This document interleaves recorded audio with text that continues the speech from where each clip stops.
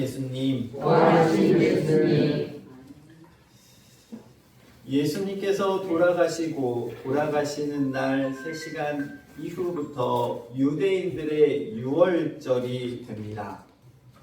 유대인들은 유월절을 준비하고자 예수님을 급히 십자가에 못 박은 것도 그 의미가 있습니다.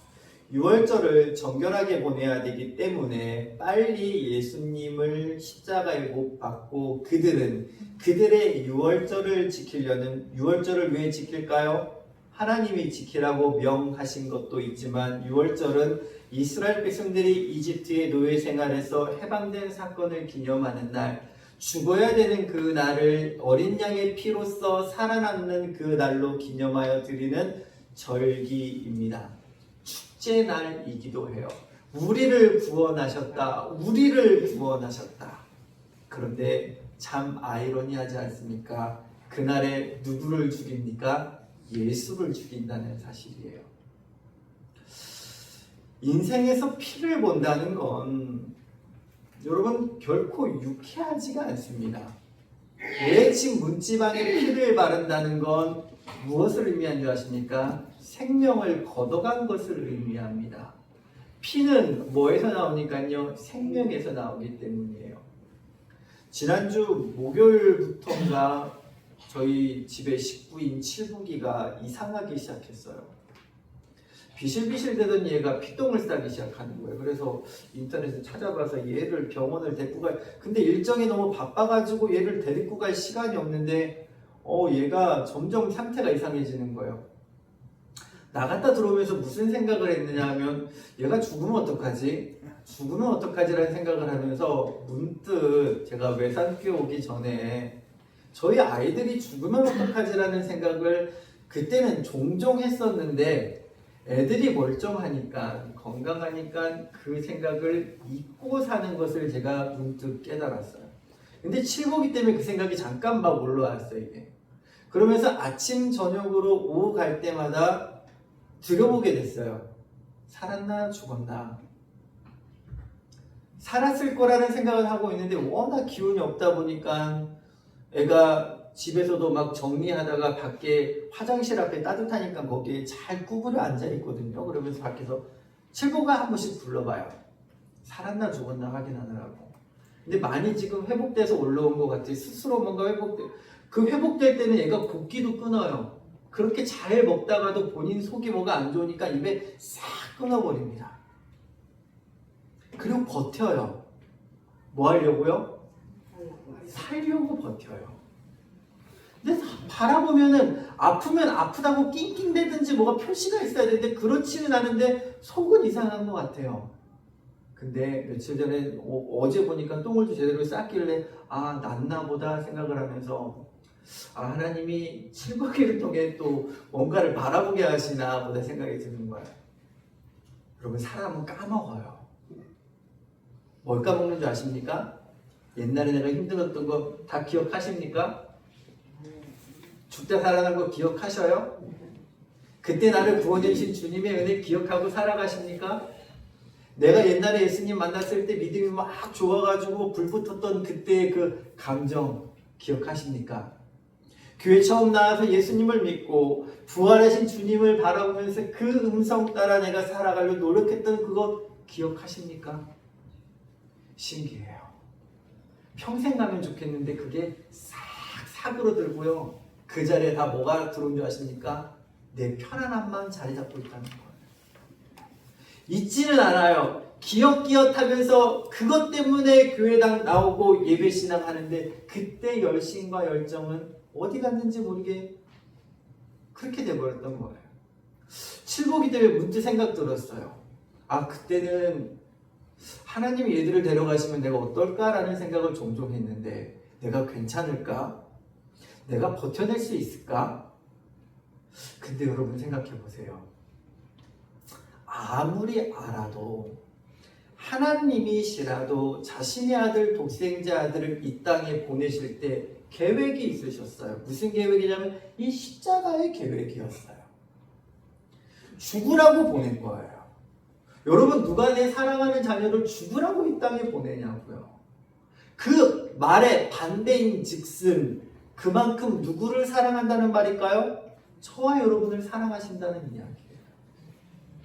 독생자까지 줄 수 있는 사랑은 아무나 할 수 있는 게 아니에요. 여러분 자녀를 누구한테 주실 수 있어요? 야, 너 쟤 대신 감옥에 좀 갔다 와 할 수 있어요? 여러분이 누구 대신 빚을 갚아줄 수 있어요? 땅덩어리 하나 이렇게 내어줄 수 있으세요? 내가 차던 차 그냥 두실 수 있으세요? 내 자녀한테는 줘도 너한테는 안 줘요. 왜요? 너이니까요. 근데 하나님이 자신의 아들을 주셨다는 의미 뭔지 아세요? 그보다 더 저와 여러분을 사랑하신다는 거예요. 근데 그 아들을 누가 죽이느냐?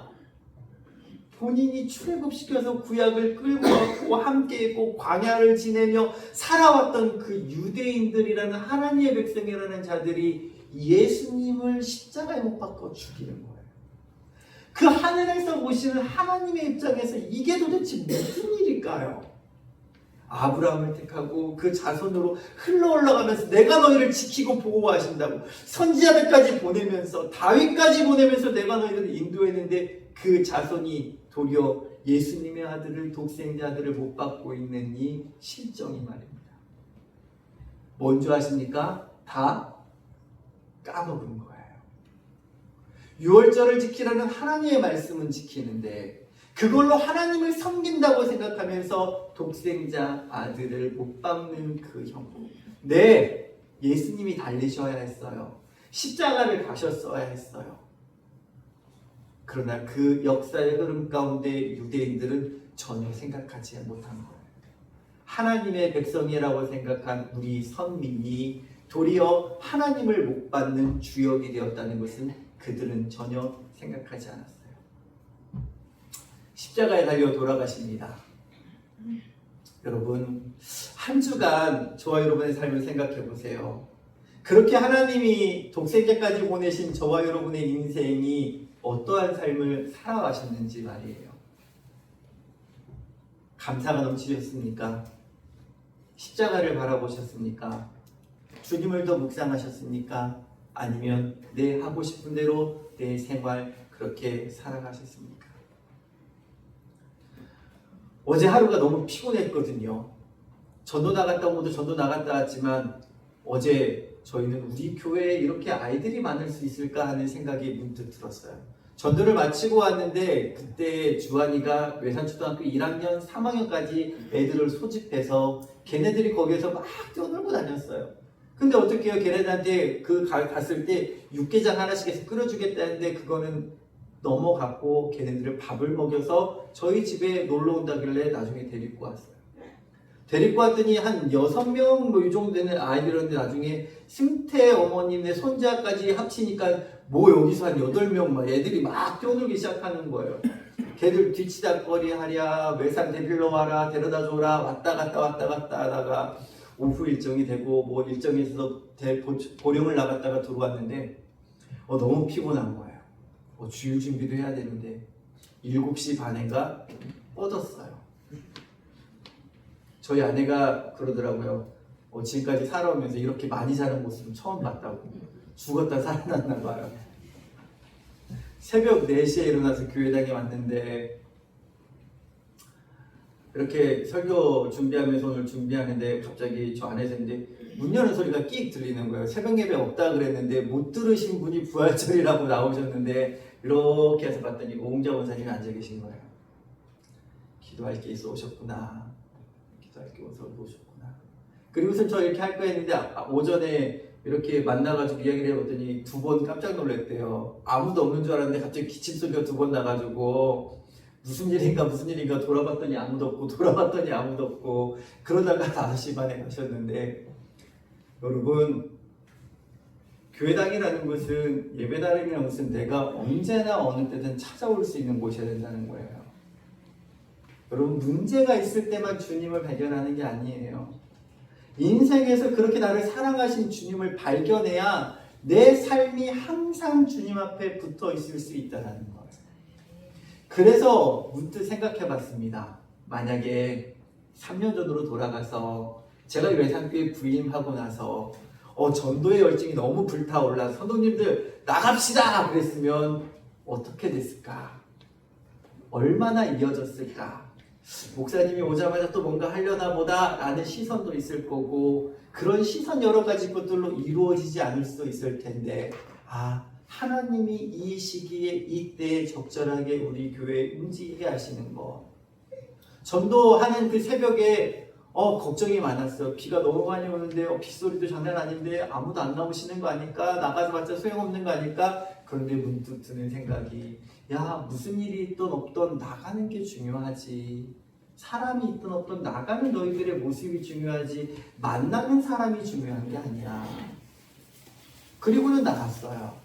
함께 오셨던 분들 해가지고 나가서 이렇게 전도하는데 그 또한 하나님의 은혜이고 전도 끝나니까 해가 또 쨍쨍하게 쪄요. 이 모든 발걸음도 하나님이 인도하시는 거지. 저와 여러분의 삶 가까이에 예수님을 항상 가까이 모시고 사셔야 돼요. 그게 능력이 되어진다는 사실입니다. 그 고백이 없이 주일날만 예배드리고 왔다 갔다 하는 신앙은 주님 앞에 가까이 있는 신앙이긴 하지만 온전하게 주님을 믿고 신뢰하며 나아가는 신앙이 아니라는 것을 분명히 아셔야 돼요. 나의 일상 가운데 내 번잡한 것 내려놓고 그 자리에 예수님을 모시고 내 안에 함께 할 때 주님의 능력이 나타난다는 사실입니다. 왜냐하면 이것을 오늘 말씀을 통해 또 살펴보고자 하는 거예요. 우리 1절 말씀 한번 다 같이 읽어볼까요? 20장 1절입니다. 같이 성경책 보고 읽겠습니다. 시작. 안식 후 첫날 일찍 돌이 무덤에서 옮겨진 것을 보고 6월절 안식일 첫날 하루가 지나고 첫날 아침이 되어진 거예요. 첫날이라는 이 의미와 뜻은 우리에게 좀 새롭게 다가볼 필요가 있습니다. 어둠이 지나고 새날이 밝아오는데 일상처럼 늘 지나가는 날이에요. 근데 왜 요한복음은 이 날을 첫날이라고 명명하고 있는 걸까요? 첫날이라는 개념을 여러분 어디에서 많이 보셨습니까? 첫날, 때론 다르게 얘기한다면 태초에 하나님께서 천지를 창조하시니라. 요한복음도 어떻게 시작하죠? 태초에 말씀이 계시니라. 새로운 시작과 새로운 것을 의미해요. 여러분 연애할 때 생각해 보세요. 너 나 사겨. 그러면 다음 날이 뭐가 돼요? 첫날이 돼요. 첫날부터 뭐가 시작되는 거예요? 너랑 나랑 만나는 날이 된다는 거예요. 새롭게 시작한다는 의미가 있는 거예요. 이 첫날은 그동안의 어둠의 역사를 끝내고 새로운 날이 시작될 것을 의미하는 말로서 요한복음에서 요한이 그렇게 안식 후 첫날이라는 개념으로 우리에게 말씀을 다가오는 거예요. 여러분 인생을 살아오신 날이 아무리 길어도요 예수님을 만나야 그 첫날이 되는 줄 믿습니다. 예수님을 만나지 않으면요 그냥 그 역사 어둠 그대로 살아가는 거예요. 그러나 그 어둠의 그늘과 역사 가운데에서 예수님이 딱 하고 우리를 만나주시는 그때부터 우리가 빛의 자녀로서의 걸음을 걸어갈 수 있게 되는 줄 믿습니다. 그러면 며칠 되셨어요? 첫날이 있으면 하루 이틀 지난 날도 있으셔야 될 거 아니에요. 첫날 기억하십니까? 예수님의 부활하신 그 예수님을 만난 날을 기억하십니까? 고백하십니까? 만약에 그 고백이 내 안에 없다면 여러분 첫날을 회복하시고 찾으셔야 돼요. 첫날이 없으면 이튿날이 없어요. 첫날이 있어야 주님과 동행하는 날이 시작되어진다는 사실이에요. 여러분 보세요. 사도 바울이 믿음이 있었을까요? 없었을까요? 있었어요. 신앙이 있었다고. 그것도 매우 강력한 신앙이 있어요. 유대교 내에서 예수 그리스도를 믿는 자들을 다 잡아 죽이려는 앞장서서 하는 신앙이 있었다고. 왜요? 예수가 죽었는데 뭐 했다고 그들이 이야기하니까요? 살았다고 이야기하니까요. 분명히 십자가에 달려 죽었고 그 이단자를 우리가 못 박았는데 어떻게 그가 살아날 수 있냐고. 그런데 그가 누굴 만날까요? 다메섹 도상에서 예수님의 음성을 들어요. 갑자기 큰 빛이 임함을 통하여 그 가던 길을 멈췄어요. 그 묻는 거예요. 누구시냐고. 그때 들립니다. 네가 박해하는 예수가. 그 순간 사도 바울이 누굴 만난 거예요? 예수님을 만난 거예요. 무엇하신 예수님? 예수님의 음성이 들렸다는 것은 예수님이 뭐 하셨다는 거예요? 살아계시다는 거예요. 죽은 자는 말할 수가 없어요. 죽은 자는 나타날 수가 없어요. 근데 살아계시니 나에게 들리고 그 들리는 음성이 보시는 삶을 이제 이끌고 나가기 시작하는 거예요. 그때부터 사도 바울의 인생은 새로 태어난 인생으로서 살아가게 됩니다. 교회는 그래서 부활절과 성탄절에 세례를 많이 줍니다. 왜요? 그날부터 새로 태어났다는 의미로. 근데 세례는 형식에 불과합니다. 진짜는 저와 여러분의 인생 가운데 그 첫날을 만나셔야 된다는 거예요. 부활하신 주님. 부활하신 첫날, 아니요, 안식 후 첫날 예수님을 찾아간 여인들의 발걸음이 요한복음 20장에 등장하고 있어요. 막달라 마리아가 무덤을 향하여 갔다. 분명히 아리마대 요셉이 자신이 준비해준 그 무덤에 예수님을 모셨는데 막달라 마리아는 어떻게 예수님의 무덤의 위치를 알았을까? 마태복음 27장과 마가복음 15장에는 이 막달라 마리아가 아리마대 요셉이 예수님을 모시는 그 장면을 멀리에서 목격한 말씀이 등장해요. 그러니까 이 여인은 예수님의 무덤이 어디 있는지를 분명히 알고 있었던 것이고 그 안식 후 첫날 아침에 예수님께 찾아가는데 왜 찾아갔을까? 예수님의 죽은 육체를 염하기 위하여 향료를 뿌리고 보살피기 위하여 가려고 했던 거예요.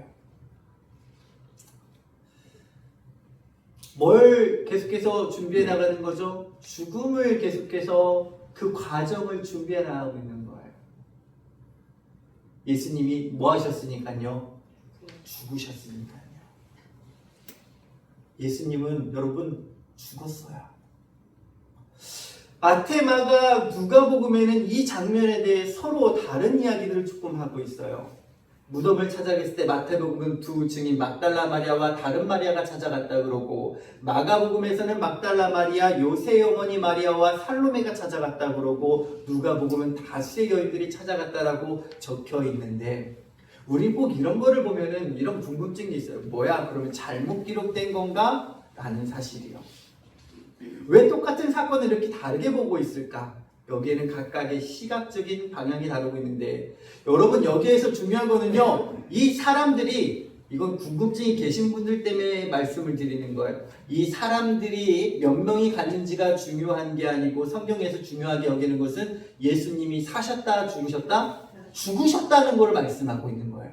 죽은 것은 사실이다 거짓이다? 사실이라는 걸 말씀하고 있는 거예요. 왜냐? 그들이 다 무엇을 향해 갔기 때문에? 무덤을 향해 갔기 때문이에요. 예수님이 죽으셔서 모신 그 무덤으로 그들이 모두 다 향해 갔어요. 그런데 오늘 말씀에 등장하는 이 마리아가 무덤을 향해 갈 때 걱정거리가 있었던 거예요. 뭐냐? 저 무덤이 분명히 뭘로 막혀 있을 텐데 돌로 막혀 있을 터인데 저 돌을 어떻게 치울까? 그런데 무덤 앞에 도착한 막달라 마리아의 눈에 띈 것은 막혀있는 돌문이 아니라 무슨 돌문일까요? 치워져 있는 돌문을 발견하게 된 거예요. 무슨 일이지? 닫혀 있어야 되는데 무덤이 닫혀 있어야 되는데 도대체 누가 황급한 마음으로 무덤 안에 들어갔는데 무덤 안에 뭐가 없어요? 예수님의 시체가 없는 거예요. 자, 현실적으로 드는 생각이 뭘까요? 저와 여러분이 똑같아요. 누가 예수님의 시신을 가져갔는가? 이 긴박한 상황을 요한복음은요 많은 설명을 가하지 않고 금방 넘어갑니다. 1절에서 2절로 훅 하고 넘어가요. 우리 16장 3절 같이 마가복음 읽어볼까요? 시작. 서로 말하되 누가 우리를 위하여 무덤문에서 돌을 굴려 죽여 하니 걱정을 갖고 나갔는데 이게 무슨 일이에요? 무덤에 예수님이 안 계신 거예요. 그랬더니 급하게 2절 말씀 같이 한번 읽어볼게요. 2절입니다. 시작. 시몬 베드로와 예수께서 사랑하시던 그 다른 제자에게 달려가서 말하되 사람들이 주님을 무덤에서 가져다가 어디에 두었는지 우리가 알지 못하겠나니 빈 무덤을 발견했을 때 예수님이 시신이 없는 것을 발견했을 때 저와 여러분도 다르지 않아요? 막달라 마리아 뭐라 할 수 없는 거지. 똑같이 생각하는 거예요. 예수님의 시신은 멈춰갔구나. 큰일 났다. 찾아야 되는데 급한 마음에 예수님의 제자들을 찾아가서, 왜냐하면 이 베드로와 요한은 예수님이 십자가 달리실 때도 함께 쫓아갔던 자들이에요. 아직 그들이 있는 곳을 알았기에 막달라 마리아가 그들에게 먼저 찾아가서, 남은 10명이 저는 어디인지 모르겠지만 그들에게 찾아가서 이야기하는 거예요. 그러니까 이 이야기를 들은 베드로와 다른 제자는 요한일 거라고 학자들이 많이 하고 그럴 거예요. 두 명이 급하게 예수님께 달려갑니다. 요한이 무덤에 들어가서 발견한 것은 무엇이었을까요? 빈 무덤이었어요. 여러분, 빈 무덤이 무엇을 증거할까요? 예수님이 죽으셨어요. 그리고 갔는데 빈 무덤에서 예수님이 안 계신다면 이들이 생각나야 할 것은 무엇이었을까요? 예수님께서 그들과 함께 동행하시면서 해오셨던 그 말은 이들에게 생각나지 않았어요. 왜요? 현실 회복이 너무나 높았기 때문이에요. 죽은 자가 살아나는 일, 우리는 나사로가 살아난 사실도 들었는데 예수님이 스스로 살아나실 것을 이야기하셨다면 믿어야 했겠지만, 저와 여러분도 이 시대에 그 자리에 그곳에 있었다면 똑같이 생각들지 않았을까요? 예수님이 시신이 없는 거예요. 그대로 예수님이 누우셨던 곳에 세마포와 머리를 감쌌던 수건, 그 간격, 목의 간격 그대로 예수님의 시신만 사라져 있었던 것을 베드로가 발견하고 그 뒤이어 요한이 들어오게 되는데, 우리 같이 한번 6절 말씀 읽어볼까요? 뒤에 조금 잘리겠는데 6절 말씀 읽겠습니다. 시작! 시몬 베드로는 따라와서 무덤에 들어가 보니 세마포가 놓였고, 7절 말씀 읽겠습니다. 또 머리를 쌌던 수건은 세마포와 함께 놓이지 않고 딴 곳에 쌌던 대로 놓여 있더라. 8절이요. 그때 어떤 그 다른 제자도 들어가 보고 있더라. 자, 무엇을 믿었다는 걸까요? 예, 예수님이 시신이 어디로 도난당했다는 것, 즉 예수님이 시신이 어디로 갔다는 걸 지금 누구의 말을 믿었다는, 막달라 마리아의 그 말을 믿었다는 거예요. 참 믿음이라는 게요, 예수님이 해오셨던 그 말들과 사역과 요한복음 7가지의 기적들, 그걸 보고 있었던 제자들은 이 빈 무덤을 보면서 예수님이 살아나신 것을 믿은 것이 아니라 예수님의 시신이 없어졌다는 그 사실을 믿었다라고 고백하고 있어요. 우리 사랑하는 성도 여러분, 무엇을 믿으십니까? 눈앞에 보이는 현실, 믿을 수밖에 없죠. 그런데 하나님의 말씀을 믿으십니까? 눈앞에 놓인 현실을 믿으십니까? 현실을 믿으면요, 넘어설 수 없어요. 어디로요?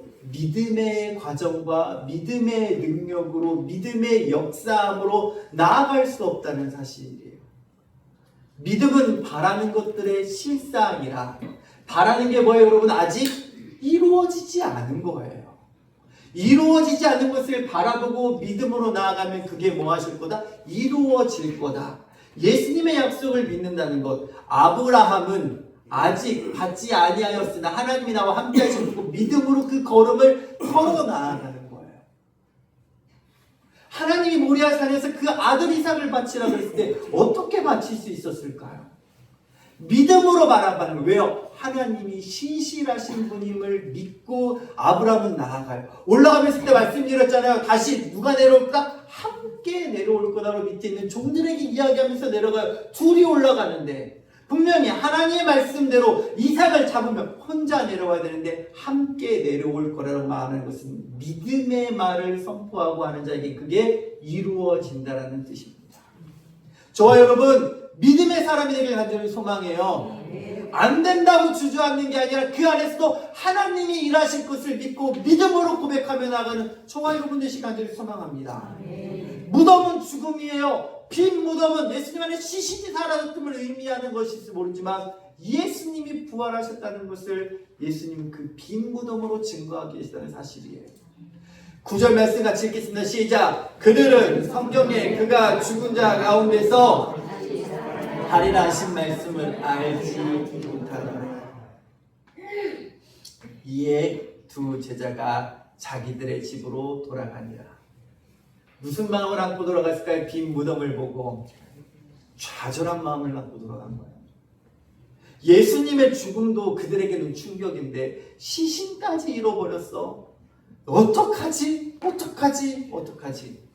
여러분, 예배를 드리고 나아가는 저와 여러분의 발걸음이 어떡하지를 앓고 돌아가면 안 된다는 거예요. 예수님을 만났으면 우리는 빈 무덤을 만난 겁니까? 빈 무덤에서 부활하신 주님을 만난 겁니까?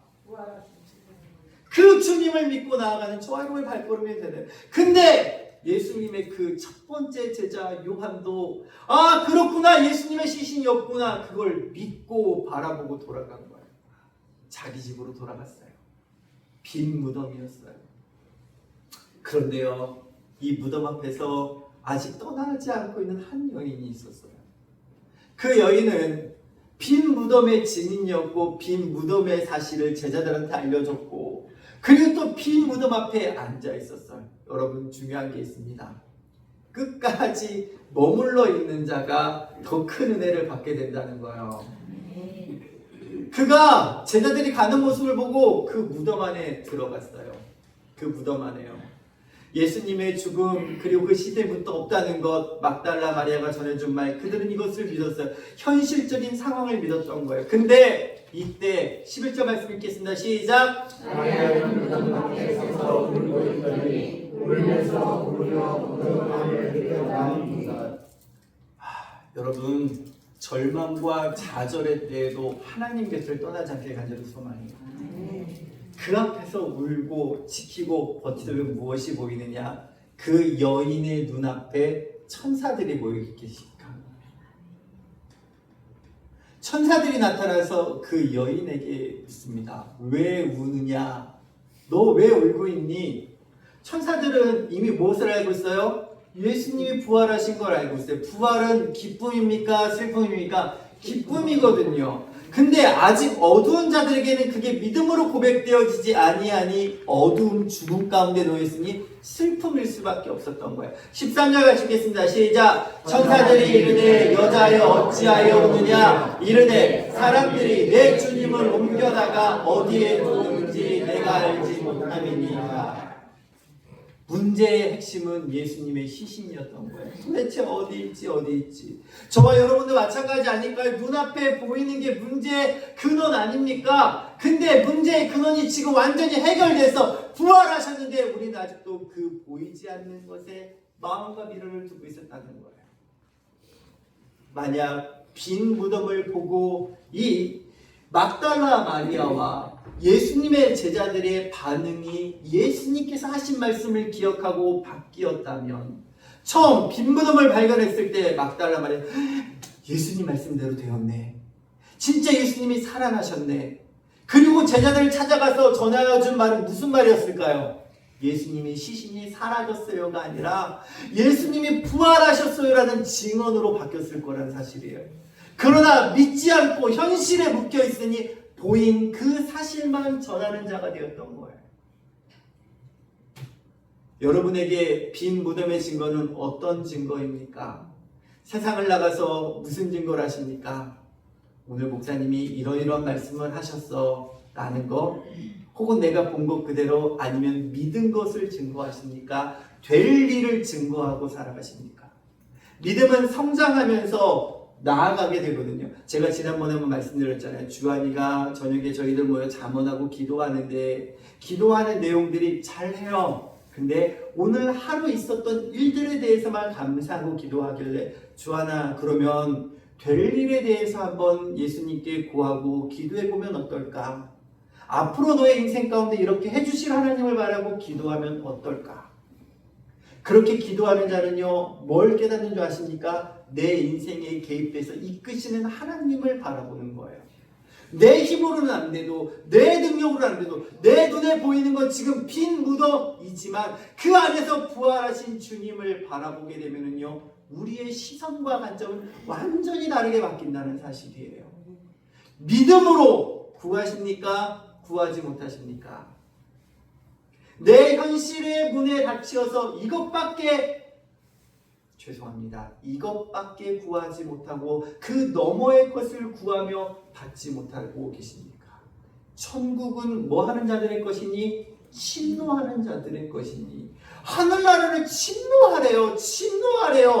그게 무엇입니까? 바라는 것들을 구하라는 거예요. 주님이 일하시는 것들을 기대며 바라며 나아가라는 거예요. 아직 그 한계의 어둠에 놓인 그들 앞에 14절 말씀 같이 읽을까요? 시작. 이 말을 하고 귀를 돌이켜 예수께서 계신 것을 보았으나 예수를 알지 못하였다. 울다가 눈이 부어서 했을까요? 울다 보면 앞에 게 잘 안 보일 수도 있어요. 뒤를 돌아보면 뭐 인기척이 느껴졌나 봐요. 뒤를 이렇게 돌아봤더니 사람 하나가 서 있는 걸 발견했는데 막달라 마리아가 예수인지를 알아보지 못했대요. 왜일까요? 아직 깨어나지 못했을 수도 있어요. 그리고 이미 그 머리 가운데 예수님이 뭐 하셨다고요? 죽으셨다고요. 분명히 예수님이 여기 서 계시는데 예수님을 보고도 예수님인지 몰랐다는 사실은 이미 우리의 머리 가운데 생각이 모든 것을 지배하면 보이는 것도 보이지 않게 된다는 사실 여러분 아셔야 돼요. 아파. 병들었어. 그러면 뭐가 생긴 줄 아세요? 병이 생겨요. 병원에 가서 진찰해 갔더니 아무것도 안 나와요. 근데 아파. 병들어요. 진짜 그래요, 여러분. 말이 뭐가 된다고요? 씨가 돼요. 믿음은 현실, 말에 거주하는 것이나 이것을 넘어서라는 거예요. 하나님, 괜찮을 거예요. 하나님 일어날 수 있어요. 하나님 할 수 있어요. 하나님의 일을 감당할게요. 내 상황과 여건은 힘들지라도 주님 바라보며 믿음으로 나아갈게요. 봐도 몰랐다니까요. 근데 신기하죠. 예수님은 봐도 모르는 그 여인을 질책하신 게 아니라 그에게 뭘 하시는 줄 아십니까? 그의 이름을 부르셔요. 예수께서 이르시되 여자여 어찌하여 울며 누구를 찾느냐니 마리아는 그가 동산지기인 줄 알고 이르되 주여 당신이 옮겼거든 어디에 두었는지 내게 이루소서. 막달라 마리아가 예수님의 음성을 알까요 모를까요? 음성도 들었어요. 보이고 음성까지 들려줬음에도 불구하고 깨닫지 못해요? 깨닫지 못하는 거예요. 누구처럼요? 저와 여러분처럼요. 근데 주님은 거기에 회초리를 내시는 게 아니에요. 16절 읽겠습니다. 시작! 예수께서 마리아여 하시거늘 마리아가 돌이켜 히브리 말로 나오니. 주님은요 다가오셔서 저와 여러분 이름을 부르셔요.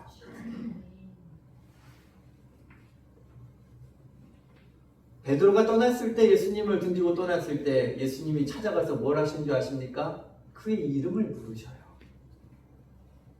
네가 나를 사랑하냐고 부르시면서. 예수님은 그런 분이셔요.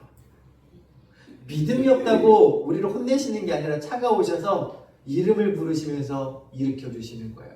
마리아가 그 예수님이 부르시는 마리아라는 그 소리를 듣는 순간 깨어나요. 예수님이 보이고 예수님의 음성이 들린 거예요. 누구처럼요? 양이 목자를 찾아가듯이. 그러니까 급하게 예수님이 나아가 예수님의 다리를 붙잡고자 했겠죠. 너무나 반가우니까. 예수님이 놀라시는 거 아니야. 아직 나 영광 받지 않았어. 나를 만지지 마. 저와 여러분 예수님을 만나셔야 돼요. 예수님의 음성을 들으셔야 돼요. 지금도 저와 여러분에게 말씀하고 계셔요. 누구누구야 누구누구야 누구누구야 후아나 후아나 후아나. 그 음성을 듣고 깨달을 때 그때부터 뭐가 펼쳐지는지 아십니까? 이제 여러분 그 빈 무덤이 무슨 무덤이 되는지 아세요? 예수님이 부활하신 무덤이 돼요. 어둠의 그늘이 어둠의 빛이 그 정체성을 가지고 마리아야 부르는 그 한마디에 인식하여 깨어났을 때 그 안에 뭐가 솟는 줄 아십니까? 영원한 생수가 솟고 예수님 말씀하신 그 안에 빛이 생겨나기 시작하는 거예요. 이제 마리아는 누구를 증언하는 자가 돼요? 부활하신 예수님을 증언하는 자가 되는 사실이에요. 여러분 들으셔야 돼요. 병호가 들으셔야 돼요. 옥순아 제청아 이렇게. 목사님 내 이름 안 불렀어 그러면 안 되는데 여기 다 불러 그러면 안 되나? 부활의 영광은 그 받은 자들을 통하여 이제 주시는 사명으로 나아갑니다. 막달라 마리아에게 이렇게 이야기하셔요. 가서 전하여라. 누구에게요? 제자들에게 전하라는 거예요. 확실한 증거는 어디에서 온 줄 아십니까? 예수님이 나타나시는 거거든요. 근데 예수님이 제자들 앞에 나타나시는 건 추후고 가서 전하래요. 근데 여러분 이거 아십니까? 당시 유대교 내에서는 여성들이 법정에서 증인이 될 수 있다 없다? 없었던 시대예요. 여성들이 증언하는 것은 증언으로 받아들이지 않게 여성들을 취급했던 시기라고. 근데 지금 예수님은 누구 앞에 나타나셔? 그 여성 앞에 나타나셔. 그것도 몇 명? 요한복음 한 명이에요 지금. 다른 복음서는 2명 여러 가지 것들이 있지만 요한복음은 한 명이에요. 왠지 아십니까? 불가능할 것 보여도. 막달라 마리아 저 혼자인데요? 못 가는데요가 아니에요. 이제 그 마음 안에 뭐가 있으니 예수님이 부활하신 예수님이 있으니 가서 담대하게 전해요. 전하는데 믿을까요? 믿지 않을까요? 제자들도 안 믿어요 여러분. 그럼에도 불구하고 뭐 하라고요? 전하라는 거예요. 증거하라는 거예요. 그리고 나중에 그들 안에 삶 속에서 누굴 만나요? 예수님을 만나요. 부활하신 예수님을. 그때 이게 막달라 마리아가 전한 그거였구나. 그때 깨닫게 되는 거예요. 우리 외산교회가 예수님을 만나는 각각의 사건과 신앙의 고백을 통하여 깨어나는 역사를 날마다 이루어지길 간절히 소망합니다. 여러분 돌아가시기 전에는 반드시 천날을 넘어서셔야 돼요. 100일 1000일을 좀 사시고 주님과 동행하시다 가셔야죠. 예배당에 왔는데 아직 첫날도 시작을 못하시면 어떡해요? 그러면 안 된다고요. 다 시작하고 계신 줄 믿어요. 그러나 아마 아실 거예요. 나 아직 아닌 것 같은데. 나 아직 예수님한테 내 이름 못 들었는데. 나 아직 아닌 것 같은데. 나 아직 빈 무덤만 보고 예수님 시체를 찾고 있는데. 저와 여러분, 이 부활절과 저와 여러분의 삶 가운데 빈 무덤을 본 그 안에서 부활하신 주님을 만나는 증인들 되시길, 그리고 첫날을 넘어서서 주님과 동행하는 삶을 살아가심을 통하여 저와 여러분의 인생들 가운데 세상의 사랑 이야기하는 게 아니라 예수님이 살아계셔서 나를 만나주셨어. 내가 주님의 음성을 들었어. 그 음성 따라 살아가는 저와 여러분의 발걸음 되길 간절히 축복드립니다. 잠깐 기도하실까요? 하나님, 부족한 종이 빈 무덤 예수님의 믿음을 발견한 이 말씀을 가지고 주님 앞에 말씀을 나눴습니다. 살아가는 성도들이 빈 무덤만 발견하는 현실의 사람이 아니라 그 안에서 하나님의 말씀을 믿고 부활의 증인으로 나아가는 내가 있길, 그리고 예수님께서 찾아와 주시어서 못난 저희들에게 또 다가와 주시어서 저희들의 이름을 부르신 그 음성이 사랑하는 성도들에게 들리게 하여 주시옵소서. 사도 바울이 받게 했던 그 예수를, 주님을 만나는 그 음성을 듣고 나서 그의 인생이 바뀌었듯이 우리 모든 사랑하는 외산교회 성도들의 삶 가운데에도 예수님과 함께하며 예수님을 만남을 통하여 나의 옛날의 삶을 내려놓고 주님과 함께하는 삶을 살아내는 모든 성도들 되게 하여 주시옵소서. 그래서 빈 무덤의 증인이 저희들이 되게 하여 주시옵소서. 역사하시고 나실 주를 기대하며 사랑 많으신 예수님의 이름으로